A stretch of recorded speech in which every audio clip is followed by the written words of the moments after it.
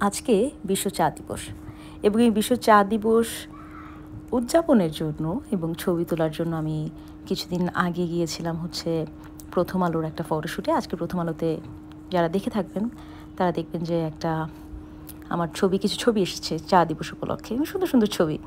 তো কিছু ওখান থেকে ক্লিপ আপনাদের সাথে শেয়ার করার আজকে একটা রিজনও আছে।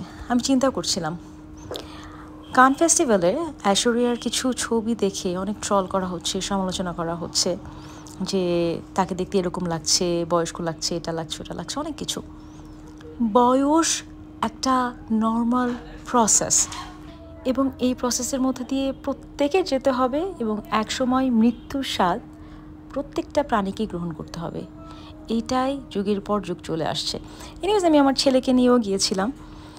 আমার ছেলের সাথে একটু সময় কাটানো, বিকজ দেখা যায় যে শুক্রবারেও আমি অনেক বিজি থাকি, শনিবারেও একটু কম বিজি থাকি।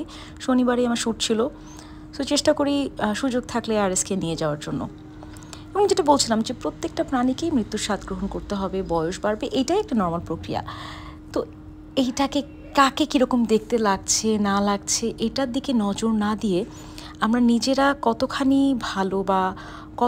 ভালো ব্যবহার মানুষের সাথে করতে পারছি এবং সেটার জন্য তারা আমাদেরকে মনে রাখবে, সেইটা চিন্তা করা সবচেয়ে ইম্পর্ট্যান্ট। কিছুদিন আগে আমার শ্বশুর মারা গিয়েছে এবং ওখান থেকে আমার একটা রিয়েলাইজেশন হলো যে মারা যাওয়ার পর মানে চোখের সামনে যেটা দেখা, যে সাথে সাথে হসপিটাল থেকে তাকে লাশ ঘরে নিয়ে যাওয়া হলো এবং ওখান থেকেই একবারে লাশবাহী গাড়িতে নিয়ে বাসার একটা জায়গায় নিয়ে এসে ওখান থেকে একবারে কবরস্থান। সো এইটাই লাইফ এবং এটা সবাইকে মেনে নিতে হবে।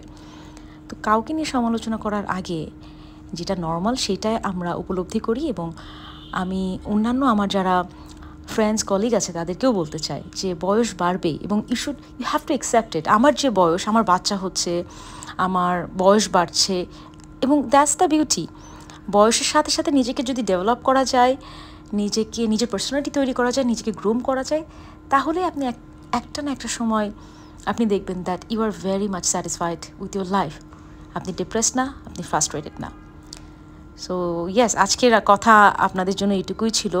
বয়সকে আপনারা একটা নর্মাল প্রক্রিয়া হিসাবে নিয়ে নেবেন এবং যারা বিশেষ করে মিডিয়াতে আছেন তারা এত লাইফে অ্যাটেনশন পায়, একটা সময়ের পর অ্যাটেনশন না পেলে অনেকে ফ্রাস্ট্রেটেড হয়ে যায়।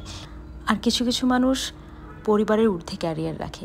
ক্যারিয়ার কিন্তু আপনাকে একদিন ছুঁড়ে ফেলে দেবে, কিন্তু পরিবার না।